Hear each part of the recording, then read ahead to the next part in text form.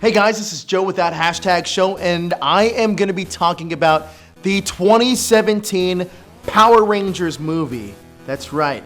We've been waiting a long time for this.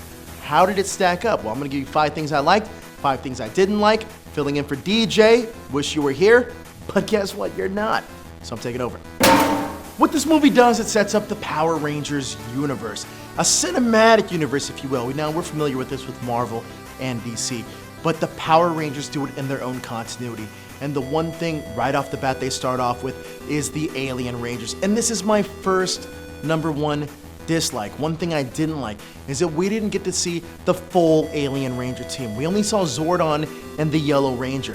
What about Black? What about Blue? What about Pink? Are they Equation? Are they Triforian? Are they from KO35? I don't know, but I would love to find out. Hopefully this is explained further on down the line. But we didn't get enough of the Alien Rangers on Zordon's team, so that is my number 1 dislike. Ironically enough, one of the things I did like were that they gave us Alien Rangers. Now, we're not necessarily sure where the Yellow Ranger is from or where the teammates are from. My guess is that they built up their squad from around the universe. That's my guess at least. Now, I'm excited to see where this universe goes because they did build on it quite a bit. Now, I know in the original first draft of the script, we do get introduced to more Rangers and a bigger scene. That is kind of what I was looking forward to, but, you know, I'm happy with what they gave me. So, Yellow Alien Ranger, I'm all for it. Now, when Billy and Jason get together, it seems like nothing but trouble happens.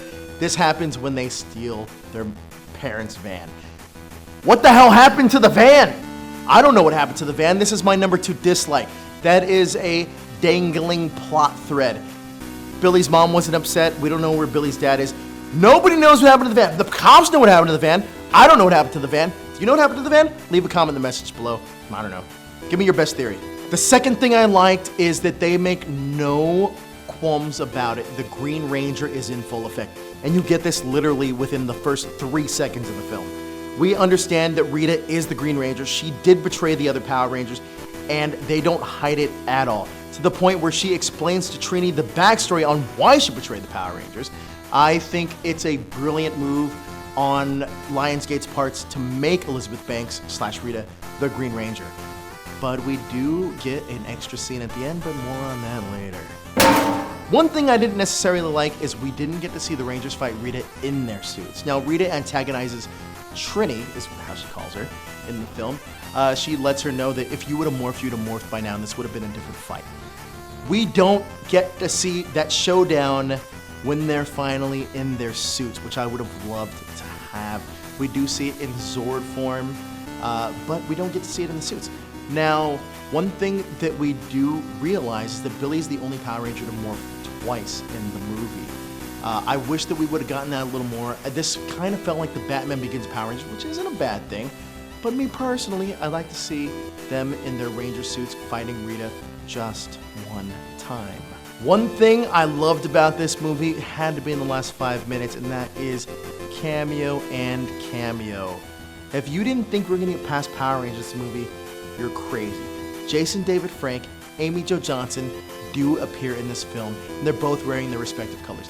They take a picture of Goldar and the Megazord. I think it's brilliant. A brilliant way to bring them in without taking the shine off of the current Rangers and anybody else in that current cast. It's a great way to pay homage to the past with letting the future take its course. Great job, Spawn and Lionsgate. One thing that they build up in the trailer really well, and they also build up in this movie, is the Kimberly Jason attraction. The attraction. You guys know how it is when you're attracted to somebody, you get the things going. But they don't pay it off because guess what? It never happens. That trailer, alternate reality, just doesn't happen at all. I don't necessarily know why that is, but if I had to guess, it's because they want a love triangle. You ask, a love triangle with who? More on that later.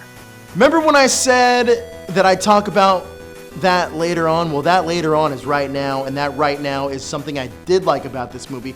We get a tease to Tommy Oliver. That is right, Tommy Oliver. Jason David Frank. Not necessarily Jason David Frank, but Tommy Oliver. He is the most popular Power Ranger in Power Ranger history, though I think is a little overexposed. I'm okay with seeing Tommy in movie format because maybe it's a little different. Something that we do see is he's a transfer student. He is in detention and he is late. Go figure, Tommy being late. That harkens to the series, which I love. I can't wait to see what Power Rangers 2 brings to us. I don't know what it's going to be called. I hope it's called Power Rangers Zeo. I don't know. We'll see. The number one thing I did not like was I can tell that Dacre was having a tough time holding on to his American accent. At times he would slip in and out of it. Not necessarily forwardly thinking he was out of it, but you could definitely tell he was having a struggle with it. However, with that being said, Naomi Scott killed it. The one thing I loved about this movie was R.J. Cyler's performance as Billy. Billy is on the spectrum. Billy was awkward. Billy was charming. Billy was funny. Billy was everything that I wanted Billy to be. He was the best part of this movie. I also like the fact that Power Rangers didn't hold back and they actually killed Billy off in this movie, only to be brought back by Zordon, but still, it was a brave move to kill him off, even though it was a small cop-out. R.J. Cyler, like I said, killed it, every aspect of it. Billy was definitely the heart and soul of this team.